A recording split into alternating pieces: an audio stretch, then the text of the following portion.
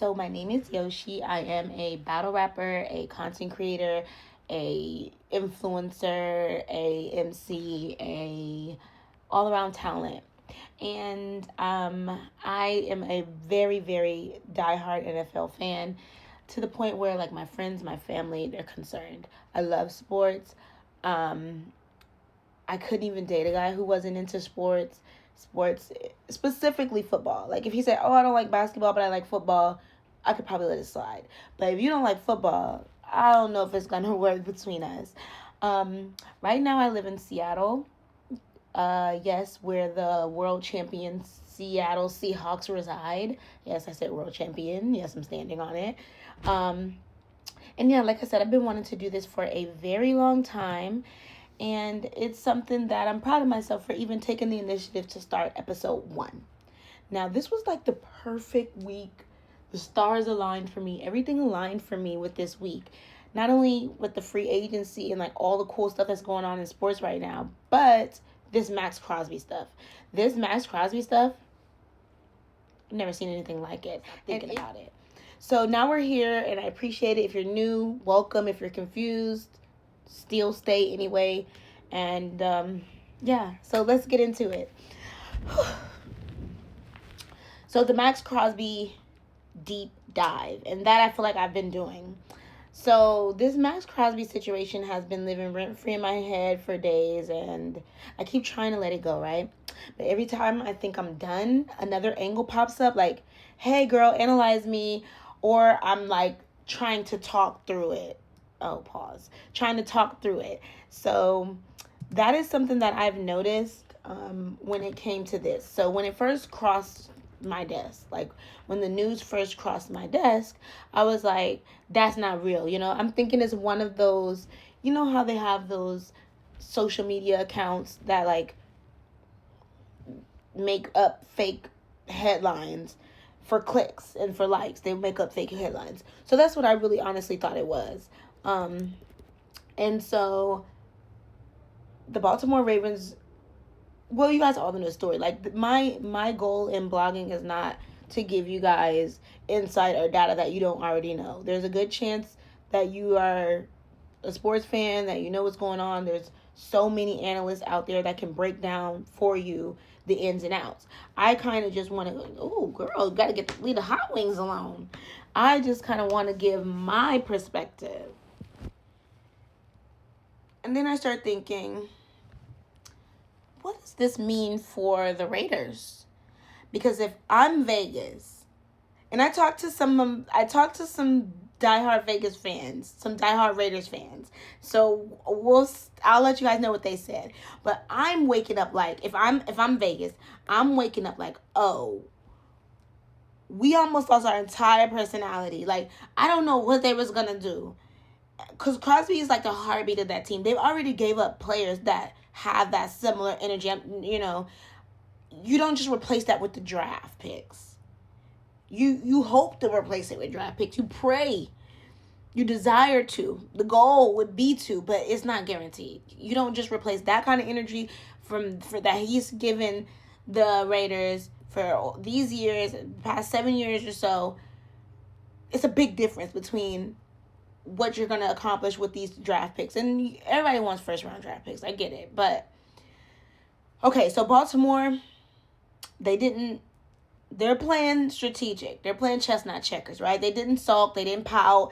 They didn't go on Twitter with like some kind of cryptic quote. I don't even think, because I remember the Raiders was the one who was like, the Ravens have backed out of the trade, no further details, so on and so forth. But I don't remember the Ravens saying anything. I can't recall them saying anything. So then it's like, okay, cool. I'm hearing the streets are saying, not me. So when I say the streets, y'all, that means literally the streets, not me. Okay? The streets is saying that Trey Hendrickson, who we know that they end up signing, was in the facility the same time Maxx Crosby was in the facility. Okay? So Ravens is like, Plan B is to reinforce Plan A. And if before we even know if plan A don't work, we going to make sure plan B is damn near plan A. So we ain't even going to have to go to plan B because plan B is plan A. I'm like, oh, they picked him up like they were picking up groceries on the way home. Like it was nothing. Like, okay, I'm going to just stop and get Trey Hendrickson. I'm going to stop by Safeway and get Trey Hendrickson. Now, he's a great athlete. You know what I mean? He's a great athlete, too, and a good choice. I wouldn't even say he's a rebound or like a backup. I get it. Like, this is what I say when I mean some organizations are built different. And the Ravens is one of those organizations. But anyway, back to Crosby, because I keep circling back to this physical. What did they see? What did they see? What didn't they like? Okay? Was it like a long-term durability thing? Was it something minor that could be asking because I expect the answer? Like, it's not my business. I don't think they're going to divulge that kind of information.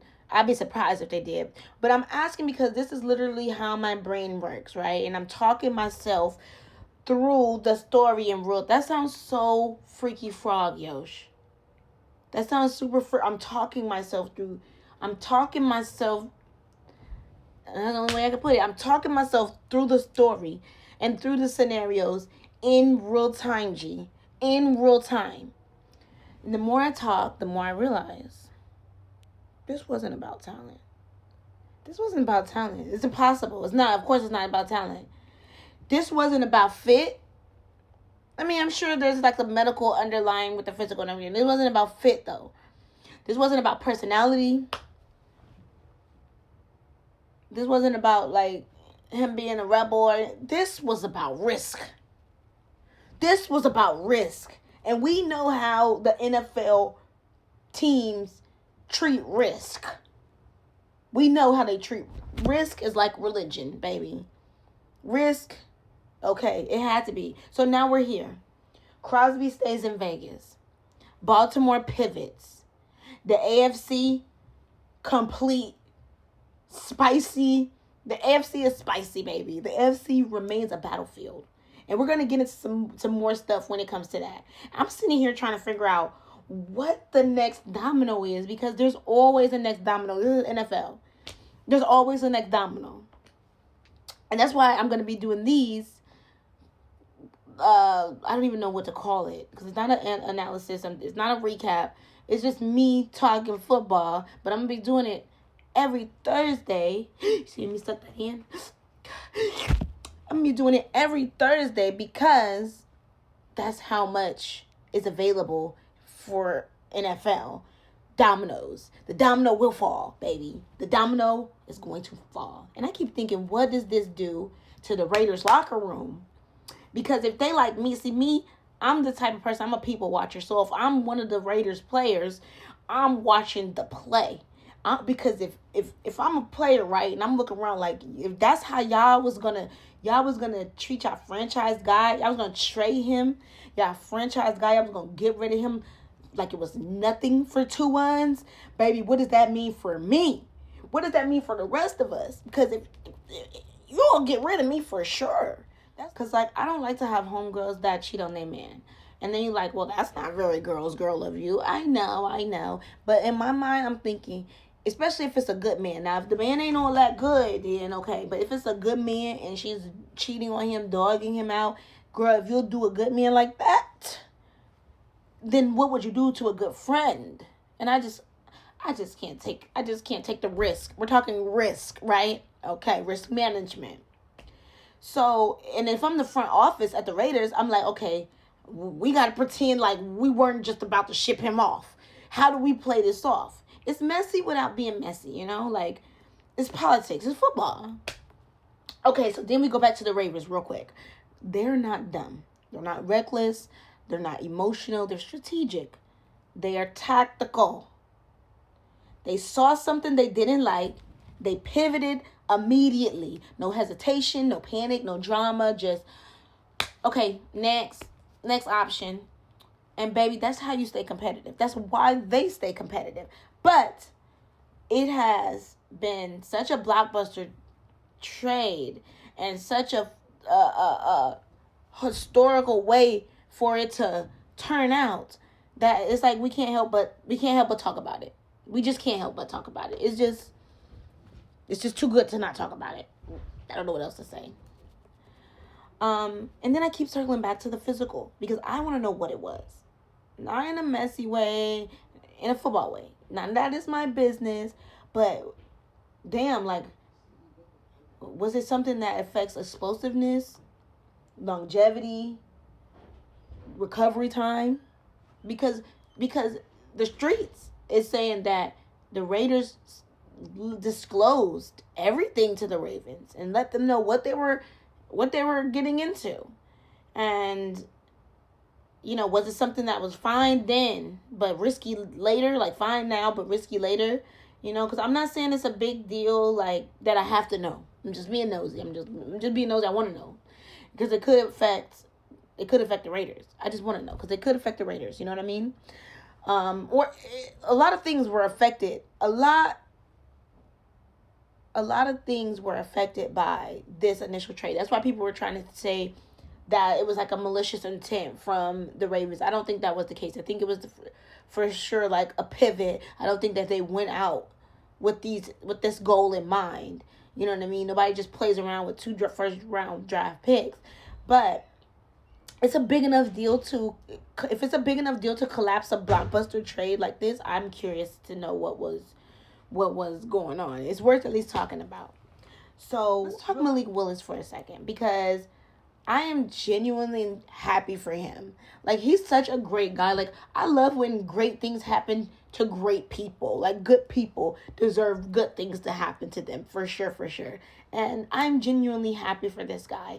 This man went from being written off, being doubted, to being benched, to now stepping into a situation where he actually gets a chance to prove himself, to show his greatness. And I mean, it's unfortunate for Tua to have to be traded in this manner, and like it's kind of like the way that people acting, like spitting on his name and like no respect for what he's done and his greatness since Alabama, and they're just writing Tua off.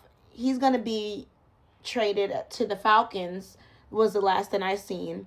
And it's messy without being messy because at the end of the day, I'm happy for Malik Willis. Like, I love the idea of him being the QB1 over in Miami. I absolutely adore the idea because I still want Jordan Love to shine for the Packers. And there was no room for, like, Malik Willis is a QB1.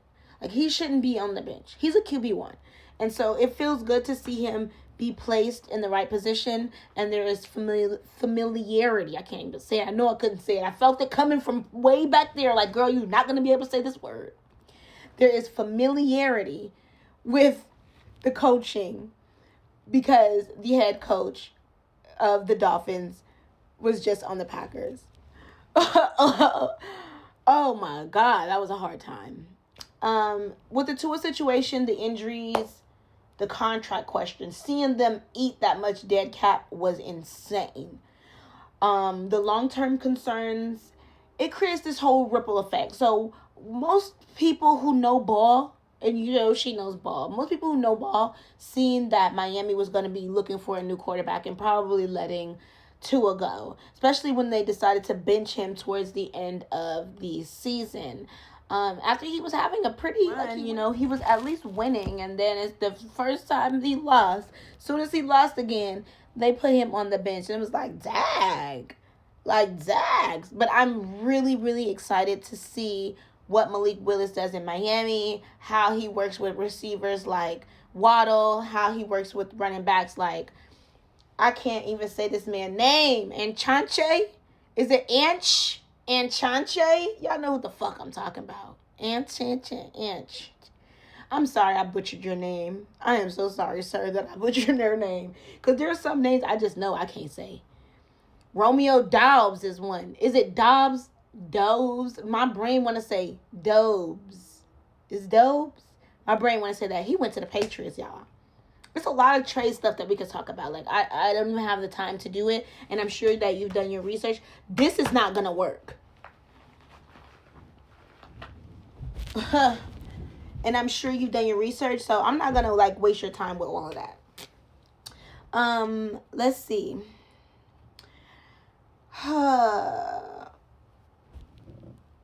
I really love that for Malik Willis. Like, I love that for him. I love a comeback arc. I love when a player gets a second chance without the pressure of, like, having to be the savior. But he just get, like, a fresh start, like, an opportunity to really be him. I'm proud of him. Like, that's a guy who really deserves it.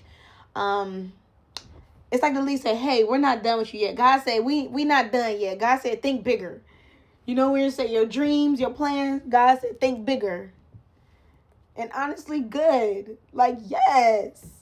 Okay, so if Malik thrives, and which we know he will, and he really just steps into this moment, that really changes the entire QB landscape. And I'm going to break that down maybe another week. But we all know that one unexpected success story changes a lot when it comes to the QB landscape. So, sad news. We lost our Super Bowl MVP running back. MVP. Really, Yoshi. We lost our Super Bowl MVP running back, Kenneth Walker III. He is going to Kansas City. His ass they already done sent the plane for him.